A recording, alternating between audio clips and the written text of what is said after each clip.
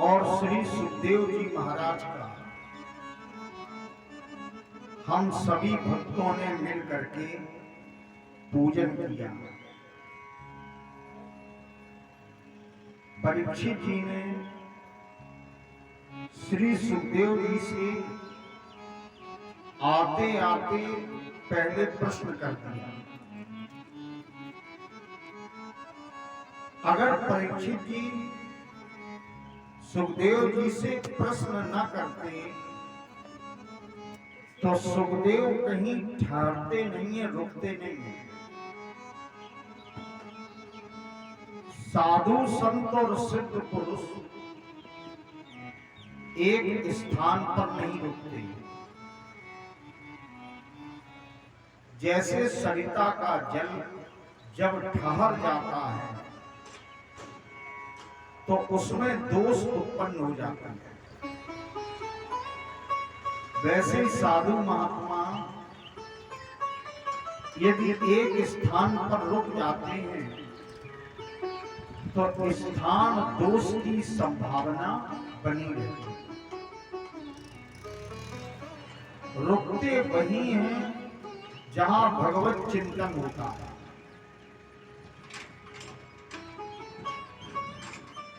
सुखदेव जी से जब परीक्षित जी ने प्रश्न किया कि म्रियमाण जगत में जीव को क्या करना चाहिए, हम लोग जो कर रहे हैं इससे भी इतर जीव का एक अनिवार्य कार्य है।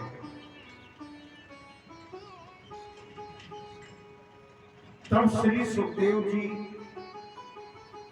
मौनी सुखदेव जी बोले और आज की कथा सुखदेव जी महाराज के बोलने से ही प्रारंभ हो रही है।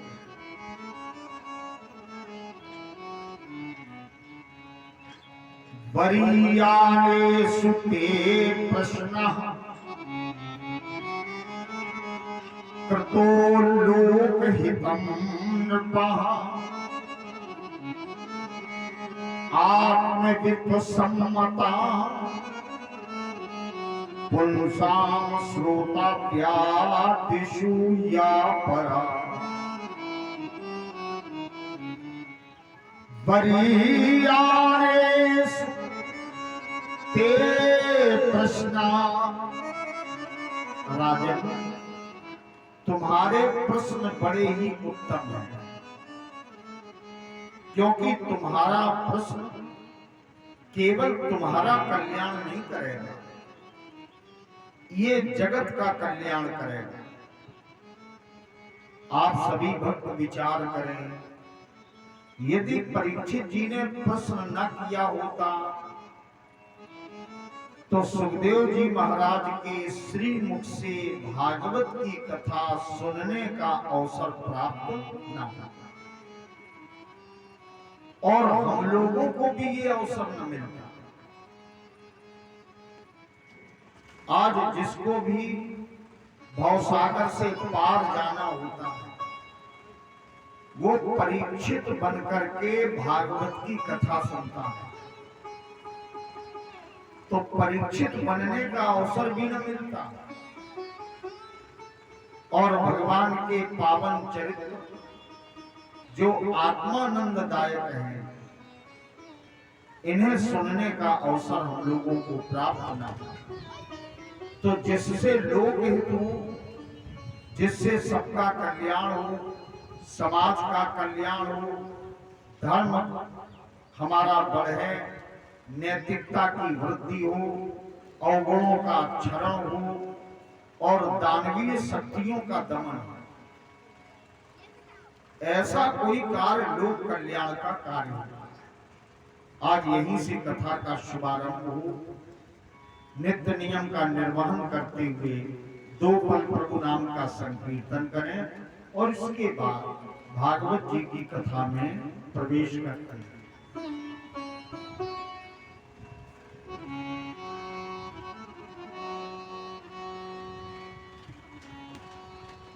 मेरो कान्हा गुलाब को किशोरी मेरी कुसुम करी मेरो कान्हा गुलाबी किशोरी मेरी कुसुम करी मेरो कान्हा गुलाबी फूल किशोरी मेरी कुसुम करी कान्हा गुलाबी किशोरी मेरी कुसुम करी मेरो कान्हा गुलाबी फूल किशोरी मेरी कुसुम करी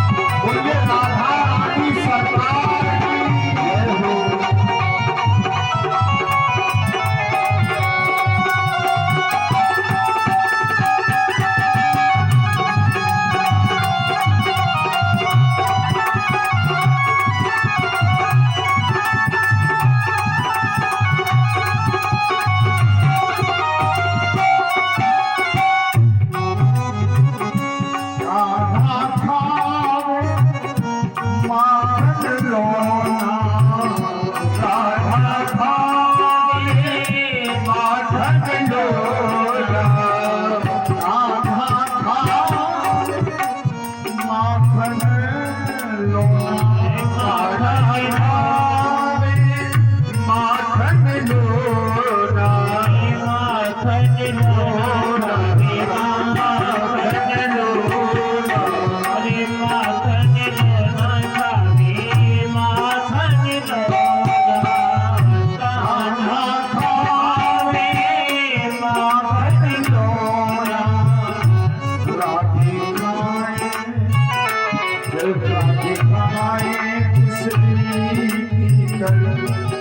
किशोरी मेरी को सोनकली।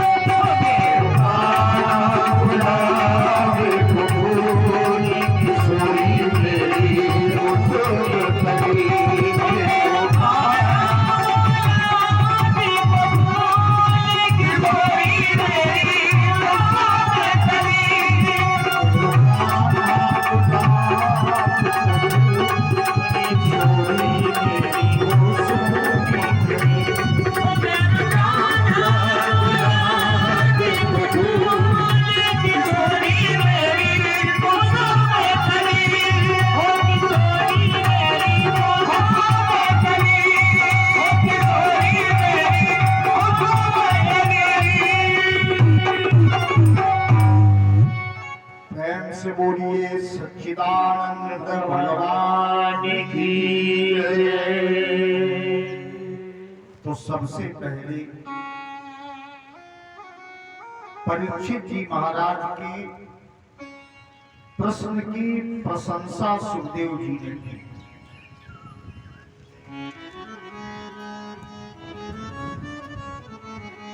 कभी कभी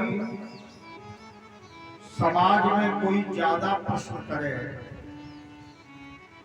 तो उस पर हमें क्रोध आता है कि ये जब देखो तब प्रश्न ही पूछता रहता है। लेकिन अगर प्रश्न ना होता तो उत्तर की खोज कहां से? इसलिए प्रश्न का महत्व है। शास्त्रों में एक बात आई कि प्रत्येक मनुष्य को एकांत में बैठकर अपने से जरूर प्रश्न करना चाहिए कि हम हैं कौन, कहां से आए हैं, क्या कर रहे हैं और क्या करना चाहिए। 24 घंटे में कुछ समय निकालकर अपने से ये प्रश्न कीजिए, को हम कौन हैं? हम शरीर नहीं हैं, हम आत्मा हैं। हम विशुद्ध चैतन्य परमात्मा के अंश हैं और हमें क्या करना चाहिए। परीक्षित जी महाराज के प्रश्न की प्रशंसा श्री सुखदेव जी महाराज ने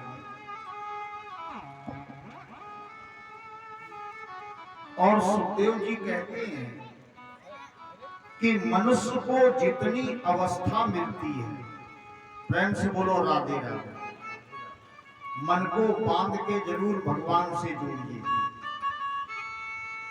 जितनी अवस्था मनुष्य को मिली है इसमें आधी अवस्था तो नींद में चली जाती है, निद्रा, और कुछ अवस्था परिवार के भरण पोषण में चली जाती है। कुछ अवस्था जीवन की बची, वो इस प्रपंच के, इस संसार के व्यवहार में व्यतीत हो जाता है। भगवान के भजन के लिए, उनकी कथा के लिए, सत्संग के लिए जीवात्मा को अलग से कोई भी समय नहीं दिया गया। भागवत जी के एक श्लोक में सुखदेव जी परीक्षित जी को समझाते हैं। आइए पहले श्लोक सुनते हैं। निद्रिया हिवते नक्तम, हमारे जीवन की आधी अवस्था नींद में ही निकल जाती है। और अगर कोई ज्यादा सोने वाला है तो वो तो जिंदगी भर सोते ही रहता है। और वैसे तो ये संसार ही सो रहा है। मोह निशा सब सो बनिहारा, देखें स्वप्न अनेक प्रकार। मोह की रात्रि में ये संसार सो रहा है। ब्रह्मवाणी गीता में गोविंद कहते हैं, या निशा सर्वभूतानां, संसारी पुरुषों के लिए ये संसार रात्रि के समान है। सुखदेव जी ने बताया, राजन, भगवान की शरण में जो जीव नहीं आता, भगवान का भजन नहीं करता, वो मानव जीवन प्राप्त करने के मूल्य को समझता ही नहीं। देखो, इसी श्लोक का भाष्य रामचरित में है, देह धरी कर यह फल भाई, भजी राम सब काम बिहाई। और जो मनुष्य मानव शरीर प्राप्त करके भजन नहीं करते, वे मानो अमृत का कलश भरा हुआ हो, उसको पलट करके और उसमें विष भर लेते हैं। नर्तन पाए विषय मन देही, और पलट सुधा ते सठ विष लेते। इसलिए भगवत स्मरण प्रतिदिन प्रत्येक मनुष्य को जरूर करना चाहिए। राजन, तुम चिंता मत करो। पूर्व काल में एक राजा हुआ जिसका नाम था खट्वांग। 2 घड़ी में उसको मुक्ति मिल गई। संसार से मुक्त होने के लिए, सत्संग के लिए समय की कोई सीमा नहीं। प्रेम से बोलो राम। लेकिन पूर्ण मनोयोग से, पूर्ण आस्था से, पूरी निष्ठा से यदि हम भगवान के प्रति समर्पित हो जाएं, हमारा समर्पण हो जाए, तो थोड़े समय का सत्संग भी हमें लाभ दे देगा। और रामचरितमानस में तो एक दोहा है, जरा प्रेम से इस दोहे का आनंद लेते हैं। एक घड़ी आधी घड़ी, आधियों में पुनिया, तुलसी संगत साधु की, हरे कोट अपराध।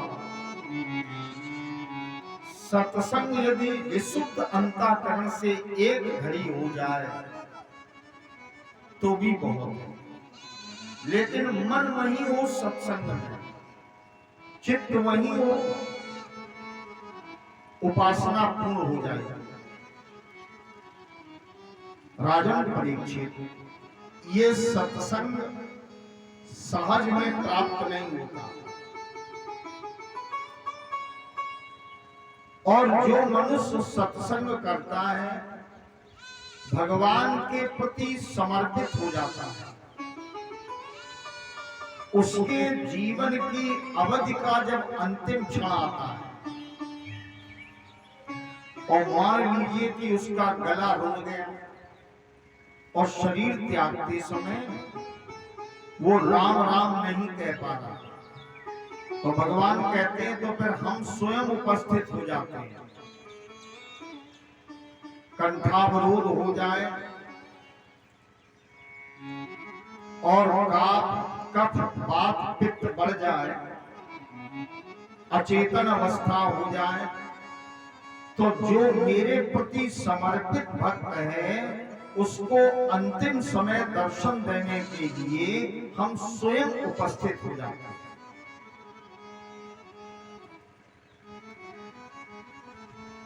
इसलिए मन को पवित्र करके राजन तुम कथा सुनो। क्या कथा सुनने की इच्छा है? ये प्रश्न किया सबने। परीक्षित जी बोले, महाराज कथा के लिए तो हमने सब कुछ छोड़ दिया, और भगवती गंगा के किनारे हम उपस्थित हो गए। सुखदेव जी कहते हैं कि पहले कथा की धारणा बनाइए। राजन, भगवान के प्रति समर्पण तब होगा, भगवान की कथा अच्छी तब लगेगी जब कथा की धारणा बनाओगे। परीक्षित जी बोले, महाराज धारणा कैसे बनती है? तब सुखदेव जी एक नियम बताते हैं। वो नियम हम लोग बड़े ध्यान से श्रवण करें, सुनें। जितासनो जित श्वासो जित संगो जितेंद्रिया। आसन को जीत कर कथा में बैठे। जहां हम शरीर से बैठे हैं वहां हमारा मन भी रहना चाहिए। हमारी आपकी आयु ये श्वास पर निर्भर है, तो कोई भी श्वास व्यर्थ में नहीं जानी चाहिए। आसन को जीत के बैठे और श्वासों पर भी विजय प्राप्त करें, क्योंकि जीवन श्वासों पर आधारित है। हमारे कवियों ने लिखा, आशा लाग रहित तन श्वासा। जब तक तन में श्वास आती और जाती है तब तक आशा भी लगी ही रहती है। तो आशा किससे लगे? भगवान से। जित संगो जितेंद्रिया। कामनाओं को, आसक्ति को जीत करके भागवत जी की कथा में आए। प्रेम से बोलो राधे राधे। अब कथा में बैठे हैं और आसक्ति घर की है। आसक्ति माने चिंतन और कुछ चल रहा है, तो फिर कथा का लाभ नहीं मिलेगा। कामनाओं को जीत लें, वासनाओं को जीत लें, इच्छाओं को जीत लें, इसी को कहते हैं आसक्ति। आसक्ति माने कामना। और परीक्षित जी इंद्रियों को भी जीत लें।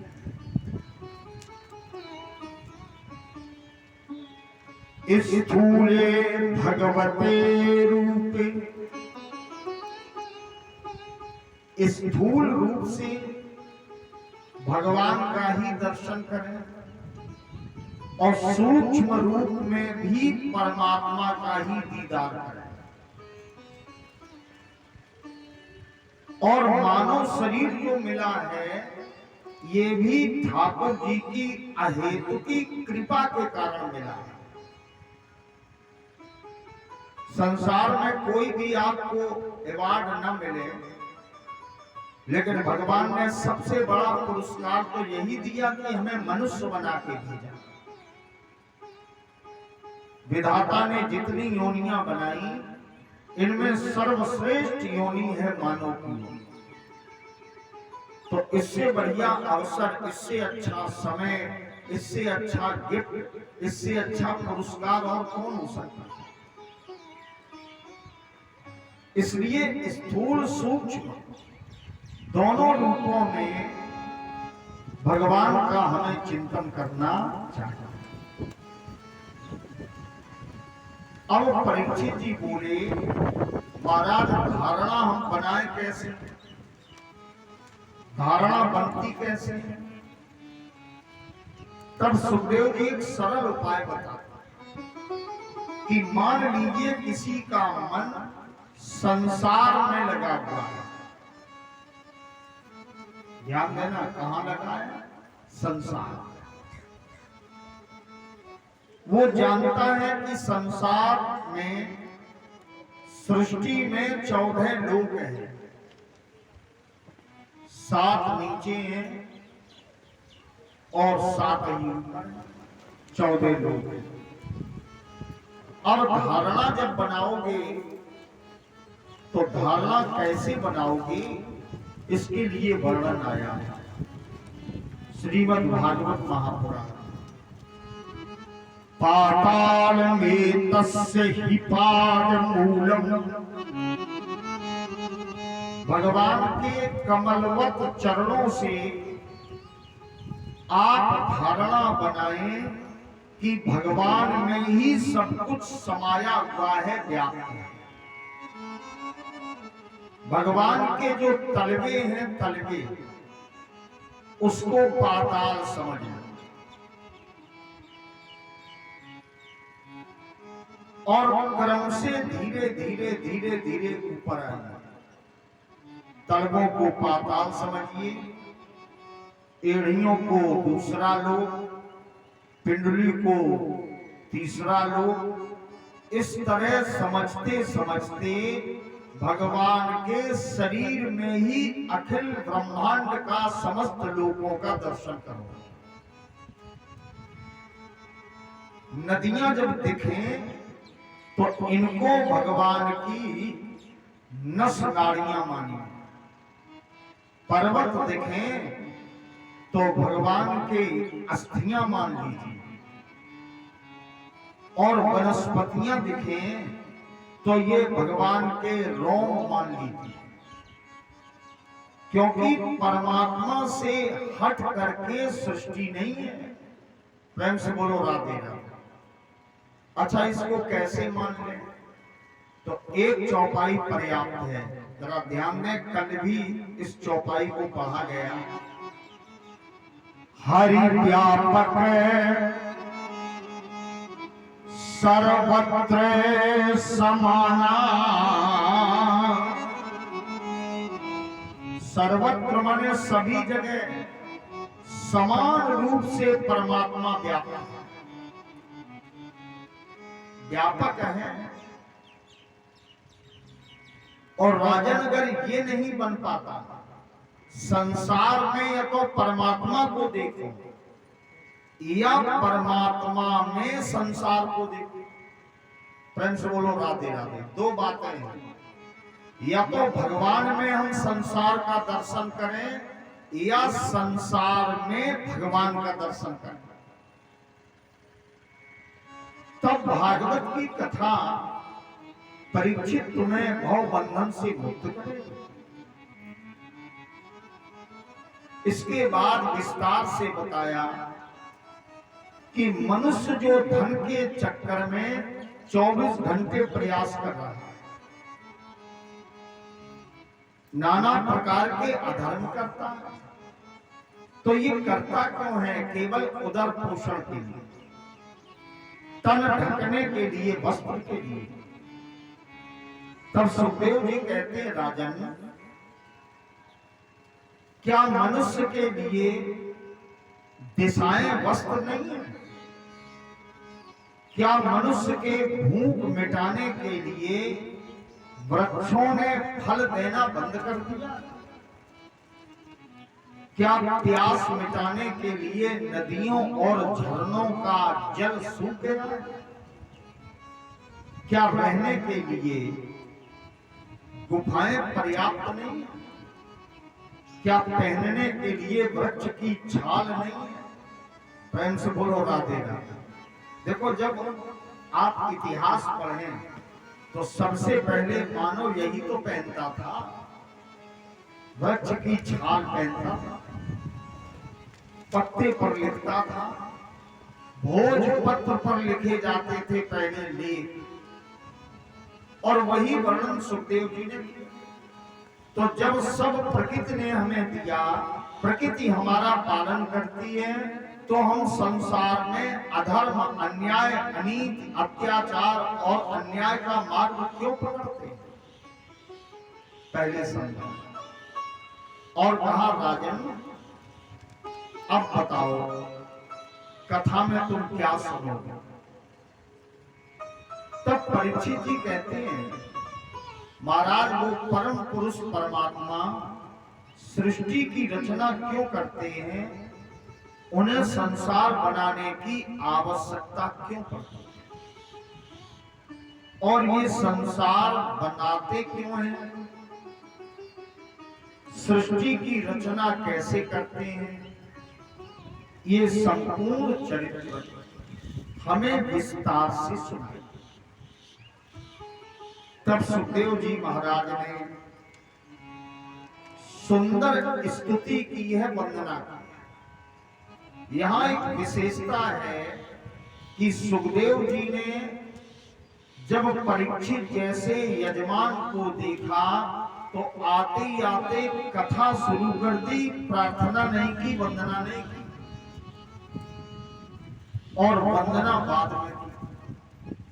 वंदना करने के बाद तब कथा का शुभारंभ किया और बोले, राजन, जिस समय महाप्रलय हो जाती है, चारों ओर जल ही जल होता है, ब्रह्मा जी संपूर्ण सृष्टि को समेटकर नारायण के मुख में प्रवेश कर जाते हैं,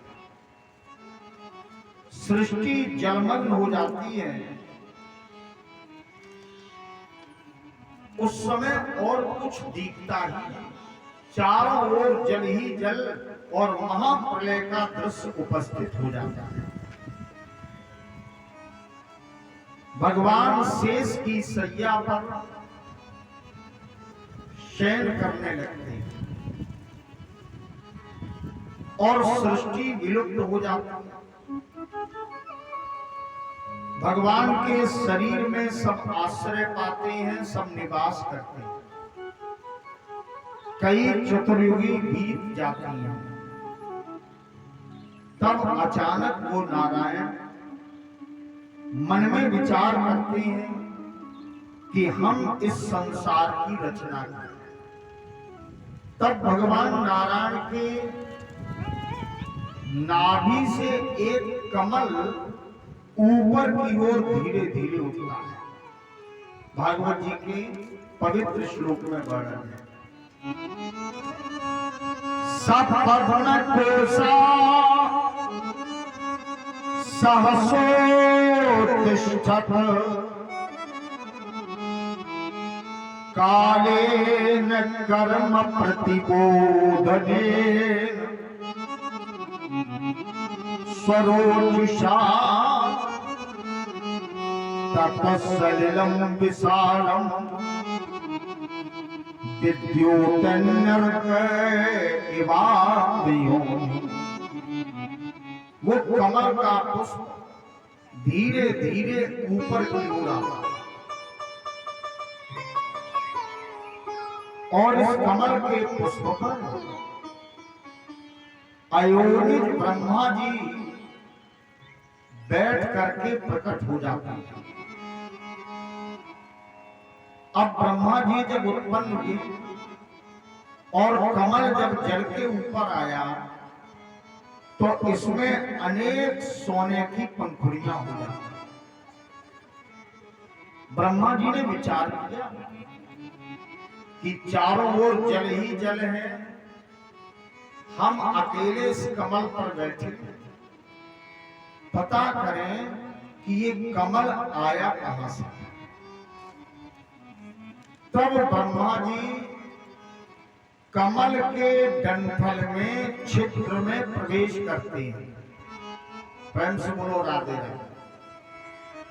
वैसे तो भागवत में सीधे बता दिया जाता है कमल पर ब्रह्मा जी बैठ करके और सृष्टि की रचना शुरू कर देते हैं, लेकिन चूंकि भागवत में ये प्रसंग है, कमल में एक छिद्र होता है, ब्रह्मा जी ने उसी छिद्र में प्रवेश किया, नीचे गए, लेकिन ये कमल की जड़ तक पहुंच नहीं पाए, क्योंकि स्थितो लोकम पश्यमानः। ब्रह्मा जी ने देखा कि कमल के डंठल में संपूर्ण सृष्टि है और सभी लोग उपस्थित हैं। इतनी बात समझ में आ गई? जो कमल का डंठल नहीं है, उसमें जो छिद्र होता है, उसको नाल बोलते हैं, कमल की नाल। उसी में संपूर्ण लोग उपस्थित है, पूरी सृष्टि आश्रय पा रही है। ब्रह्मा जी ऊपर आए, आकाशवाणी हुई, ब्रह्मा तुम इस जीवन में मेरा आदि अंत और मध्य जान नहीं पाओ। परसों जब चर्चा हुई तो मैंने निवेदन किया कि परमात्मा के वास्तविक चरित्र को, प्रभु की पूर्ण लीलाओं को आज तक कोई जान नहीं पाया। इसलिए ब्रह्मा तुम सृष्टि की रचना करो, मैं तुम्हारा सहयोग करूंगा। तब ब्रह्मा जी ने 100 दिव्य वर्ष तक घनघोर तप किया।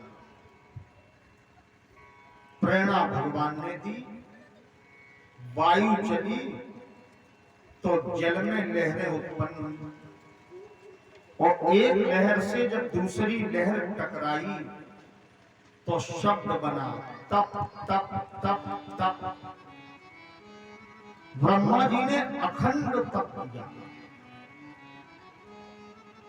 और राजन परीक्षित, जब ब्रह्मा जी तप में लग गए तो जिन प्रभु की खोज कर रहे थे, जिनको ढूंढ रहे थे, उन परमात्मा का दर्शन ब्रह्मा को अपने हृदय में हो गया। बड़ी सुंदर छवि भगवान की ब्रह्मा को दिखाई पड़ी। कहां? हृदय में। व्यास जी महाराज भागवत जी में वर्णन करते हैं, मलाल गौरायत शेष भोगम पर्यंक एकम पुरुषम शयान फलाप पत्रायुत मूर्ध रत्ना धुभुई ध्वांत युगांत तोये मलाल गौरायक शेष भोगम। एक शेष सैया पर दिव्य पुरुष क्षीर सागर में शयन कर रहा है, और मणियों से भी दिव्य प्रकाश, मणियों से भी श्रेष्ठ प्रकाश, मणियों को भी लज्जित करने वाला प्रकाश उस परम पुरुष के शरीर से उत्पन्न हो रहा। ब्रह्मा जी को भगवान का दर्शन हृदय में। प्रेम से बोलो राधे। अब हम लोग बैठे हैं, भगवान को इधर उधर खोजते हैं, जबकि भगवान सबके भीतर पहले से ही विराजमान। प्रेम से बोलो राधे। अब भगवान मिले कहां से? दादी कथा सुनने तो आई, लेकिन नाती संग में आओ तो वो कथा सुनने ही नहीं। अब भगवान कैसे मिले? कठिन बात है। भगवान कहीं बाहर खोजने की आवश्यकता नहीं, भगवान तो हमारे भीतर भी विराजमान है। एक कवि कहता है, शीशे दिल में है तस्वीरे राम की। भगवान कहाँ है? बोले दिल में है। शीशे दिल में है तस्वीरे राम की, और जब चाही जरा गर्दन झुका के देख ली। भगवान मेरे भीतर बैठे हैं और ढूंढते हम बाहर हैं। एक दोहा कबीर ने लिखा, बड़ा प्यारा है। कस्तूरी कुंडल बसे मृग ढूंढे पदमान, ऐसे घट घट भाव है दुनिया देखे ना। देखो, मृग के भीतर ही कस्तूरी रहती है, हिरण के पास होती है, लेकिन हिरण सुगंध तो लेता है लेकिन जानता नहीं, तो सोचता है ये सुगंध आ कहां से रही, तो भटकता है जंगल में।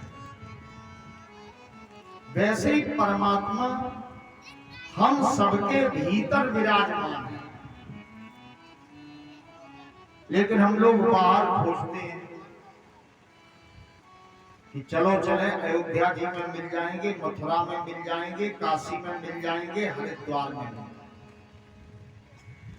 जिस दिन आप अपने भीतर आत्मानुसंधान करोगे, आत्मनिरीक्षण करोगे, आत्मचिंतन करोगे, आत्म अवलोकन करोगे, आत्म विचार करोगे,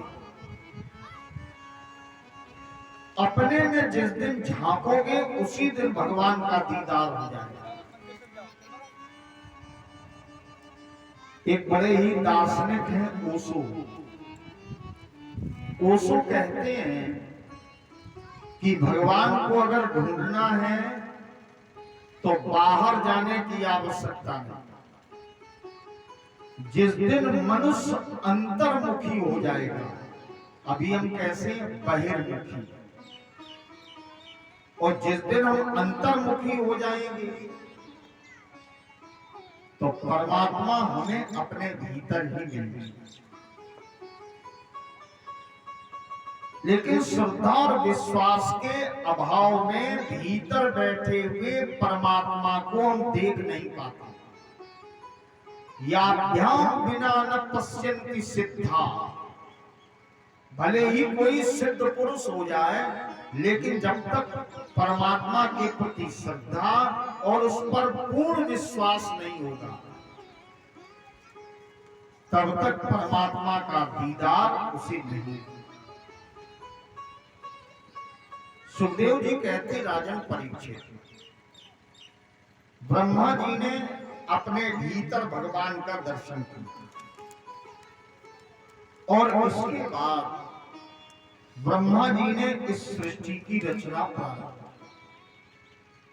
चारों ओर दृष्टि घुमाई तो ब्रह्मा को 4 मुख मिल गए।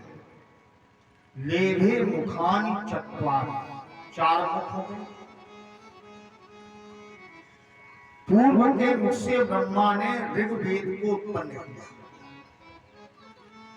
पश्चिम के मुख से सामवेद को, उत्तर के मुख से अथर्ववेद को, और दक्षिण के मुख से यजुर्वेद को ब्रह्मा ने उत्पन्न किया।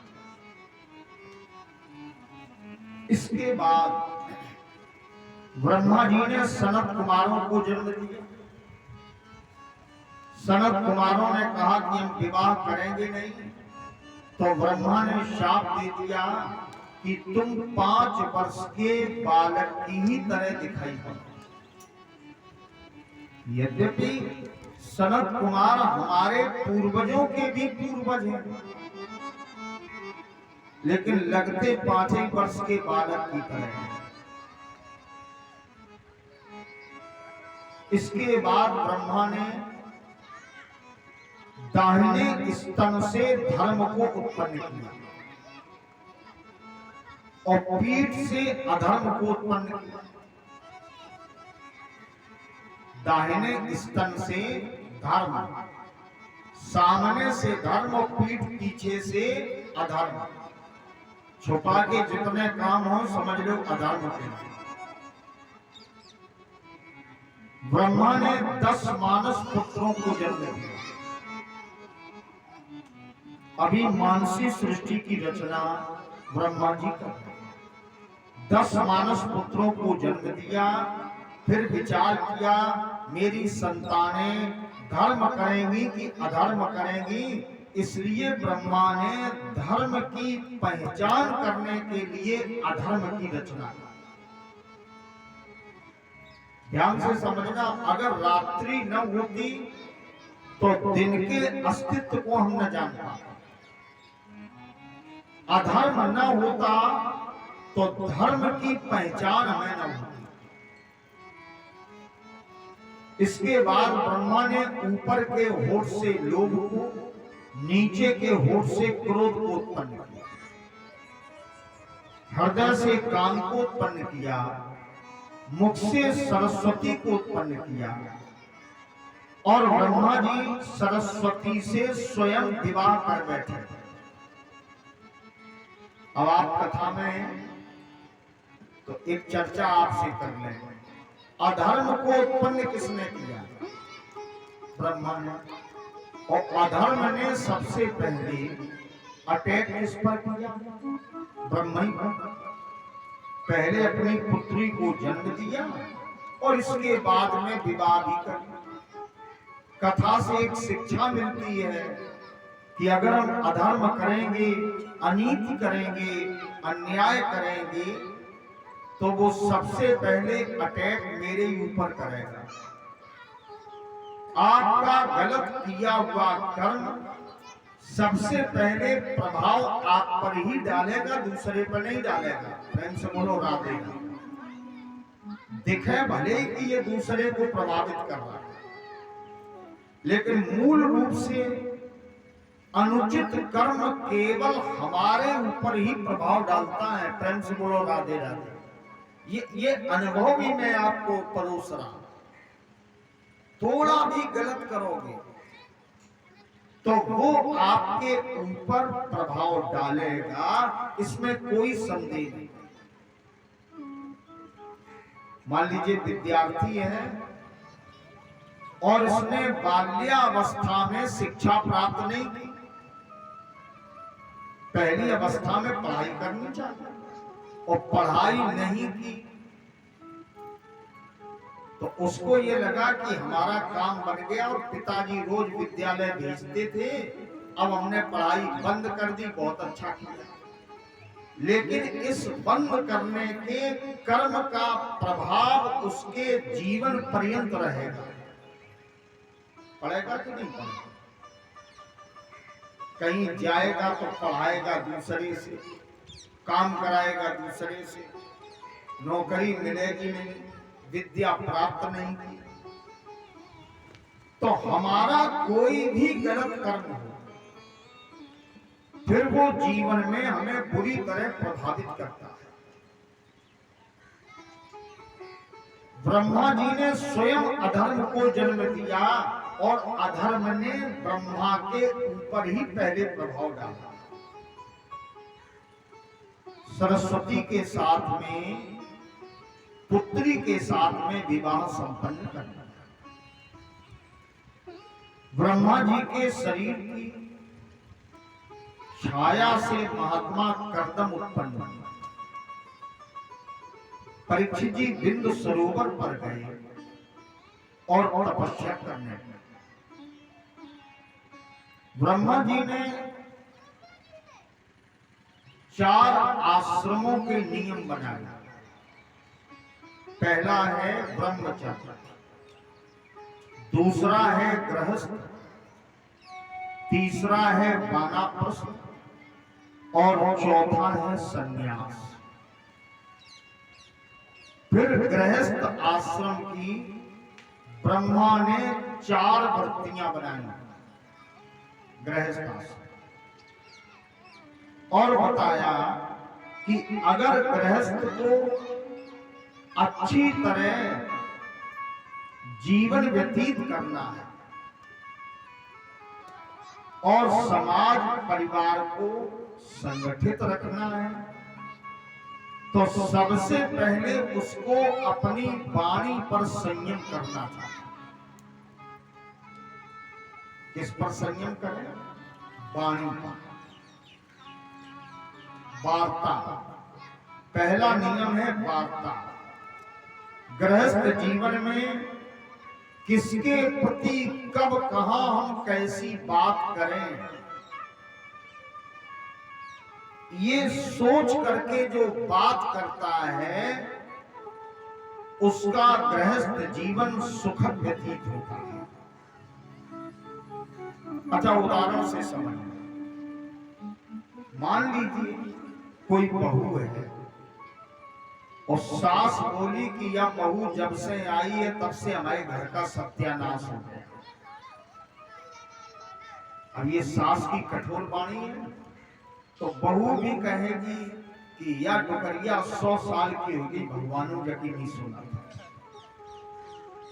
खटपट हुई, एक दूसरे से ईर्ष्या बढ़ी, एक दूसरे के प्रेम में घटाव शुरू हुआ और संबंध तार तार होने लगे।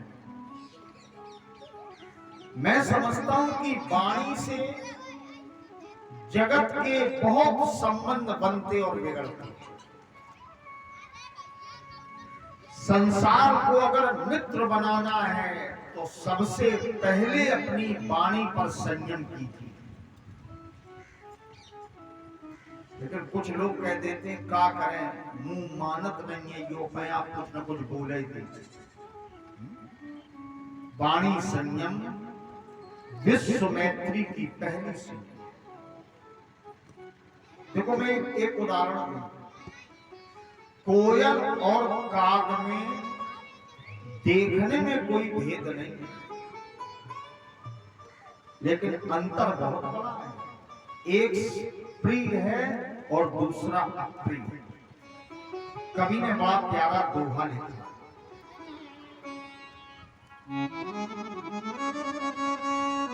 कागा किसका धन हरे, कोयल का गोदी। कौआ किसी का धन लेता नहीं और कोयल किसी को देती नहीं। कागा किसका धन हरे, कोयल का गोदी। मीठी पानी बोल के जग बस में कर ले। लेकिन मीठा बोलती है तो सबको प्रिय लगती है। मधुर बोलिए, जितनी आवश्यकता है उतना ही बोलिए। प्रेम से बोलो राधे राधे। आवश्यकता से अधिक मत बोलिए। दूसरा नियम बनाया संचय। गृहस्थ जीवन में आपने जो धन एकत्र किया है या जो धन कमाया है उसका कुछ अंश संचय जरूर करना चाहिए, एकत्र करना चाहिए। आवश्यकता पड़ सकती है आपत्ति के समय, तो गृहस्थ को आपत्ति के लिए धन का संचयन, एकत्रीकरण जरूर करना चाहिए। तीसरा नियम बनाया सिलोच। गृहस्थ जीवन है तो संतोष जरूर होना चाहिए। कभी अनुकूलता आएगी और कभी प्रतिकूलता आएगी, कभी अच्छा समय आएगा और कभी बुरा समय आएगा। काऊ दिन साल और दुसालन के ढेर लगे और काऊ दिन टकाकी कांवरी उड़ रही है। काऊ दिन खैबे को मिलेंगे 56 भोग और काऊ दिन पेट पकड़ी मौन हुई रही। काऊ दिन हाजिर हजारन पे हुक्म हो और काऊ दिन काऊ की 4 बात सहिए। विसारिए ना धर्म को, त्यागिए ना न्याय को, जाई विद राखे राम ताई विद। हमें सब प्रकार का समय गृहस्थ जीवन में देखना पड़ेगा। अनुकूल भी प्रतिकूल भी, सुख भी मिलेगा दुख भी मिलेगा, हानि भी होगी लाभ भी होगा। तो दो सम धीर धरें, दोनों में धैर्य का पालन करना चाहिए। सुंदर ब्रह्मा जी ने नियम बनाए गृहस्थ जीवन के लिए। सुखदेव स्वामी कहते राजन, इसके बाद ब्रह्मा जी ने विचार किया कि इस संसार की रचना हम अकेले कैसे करें। तो ब्रह्मा जी के दाहिने भाग से एक पुरुष, बाएं भाग से एक स्त्री प्रकट हुई। ब्रह्मा जी ने दोनों का विवाह संपन्न कराया। पुरुष का नाम स्वांभु मनु और स्त्री का नाम शत्रुपा। गुणाक्षर न्याय विधि से ब्रह्मा ने दोनों का विवाह संपन्न करा। परीक्षित जी, इनसे 5 संतानें हैं। 3 बेटियां आकुति, देवहूति और प्रसूति। 2 बेटे हुए प्रियव्रत और उत्तान। आकुति रुचि प्रजापति के साथ में ब्याही गई। देवहूति का विवाह कर्दम के साथ हुआ और प्रसूति का विवाह दक्ष प्रजापति के साथ में संपन्न। अपनी संतानों को लेके ब्रह्मा जी की आज्ञा से महाराज मनु जब मृत्यु लोक में आए तो देखा कि पृथ्वी नहीं है, धरती जलमग्न हो गई। मनु महाराज लौट के गए। परीक्षित जी कथा सुन रहे हैं तो प्रश्न किया कि पृथ्वी कहां चली गई। तो बताया हिरणाक्ष नाम का दैत्य पृथ्वी का हरण करके रसातल में ले गया। तब पुनः प्रश्न किया, ये हिरणाक्ष कौन था। सुखदेव स्वामी कहते हैं, परीक्षित जी, एक समय कश्यप जी की पत्नी दिति पुत्र की कामना से अपने पति कश्यप के पास आई। संध्या का समय था। महात्मा कश्यप ने समझाया, देवी ये संतान प्राप्त करने का समय नहीं, संध्या का समय पूजन का, भजन का, सत्संग का, आरती का, देवालय में बैठने का होता है। स्त्री प्रसंग का ये समय नहीं है, तुम वापस लौटो। समझाया कश्यप ने, ऐसा घोर तमा पीला घोरा राम घोर दर्शन। देवी ये बड़ी कठिन बेला है। सायंकाल स्त्री संग से प्राप्त संतानें हमेशा दानवी होती हैं, मानवीय नहीं होती। लेकिन दिति ने जिद की तो कश्यप ने दिति की इच्छा की पूर्ति की, लेकिन शाप दे दिया कि तुम्हें जो संतानें मिलेंगी वो तीनों लोकों में आतंक मचाते। उसी समय एक घटना भगवान के यहां घटी। सनत कुमार जा रहे थे भगवान का दर्शन करने, तो द्वारपाल जय और विजय ने सनत कुमारों का रास्ता रोका।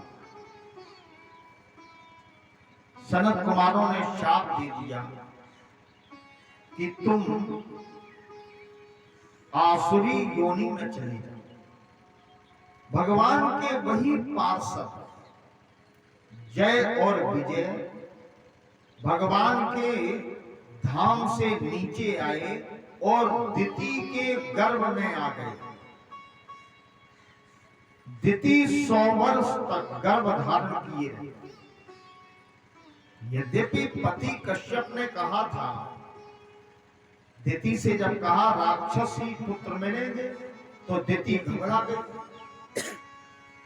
तब महात्मा कश्यप ने कहा कि तुम्हारी संतानों का कल्याण करने के लिए नारायण को अवतार लेना पड़ेगा।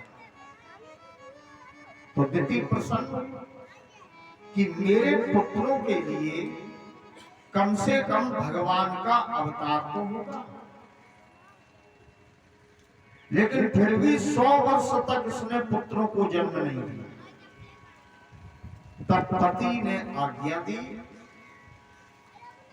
तो शंका करती हुई दिति ने 2 पुत्रों को जन्म दिया। एक का नाम हिरणाक्ष और दूसरे का नाम हिरण्यकश्यप। हिरणाक्ष लोभ है, हिरण्यकश्यप क्रोध है। तो संपूर्ण पृथ्वी को समेट करके हिरणाक्ष वसा पर में ले गए।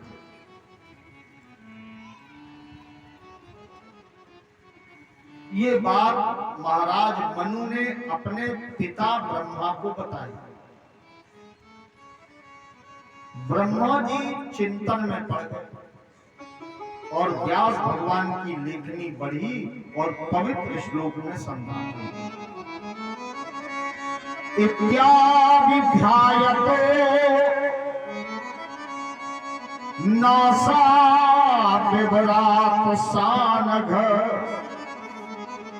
ब्रह्मा जी भगवान का ध्यान करने लगे और जैसे ध्यान किया तो भगवान ने अंगूठे के बराबर शरीर बनाया और ब्रह्मा जी को छींक आई और ब्रह्मा की नासिका के एक छिद्र से परमात्मा बाहर निकल गया। बाहर जैसे ही आए तो जंगली सूकर का रूप धारण कर लिया और भगवान का ये दूसरा अवतार हुआ वराह अवतार। प्रेम से बोलिए वराह भगवान की जय। जंगली सूकर। अब आप सोचें कि धरती को लाने के लिए परमात्मा ने सूकर रूप धारण किया, हिरणाक्ष का वध किया और वराह भगवान पृथ्वी को लाए और जल के ऊपर तैराया। बिंदु सरोवर पर गए, अपने बाल झाड़े भगवान ने, क्योंकि समुद्र का जल भगवान के शरीर में भर गया था, रोम में। ठाकुर जी ने जिस समय रोए फड़फड़ाए तो बिंदु सरोवर भगवान के पवित्र जल से भर गया और जो रोए आदि गिरे उससे यज्ञ की सामग्री उत्पन्न हो गई। पुसा है, दूर्वा है, ये वराह भगवान के रोम से उत्पन्न हुई है। इसीलिए तो यज्ञ में और पूजा में ये काम में आती है। प्रेम से बोलो राम। और भगवान अंतर्धामी पिता ब्रह्मा ने आज्ञा दी। तब मनु महाराज पृथ्वी पर आए और अपनी पुत्रियों का विवाह संपन्न किया। सुखदेव जी ने भगवती गंगा के पावन पुलिन पर बैठकर परीक्षित जी महाराज को ये पावन चरित्र सुनाया।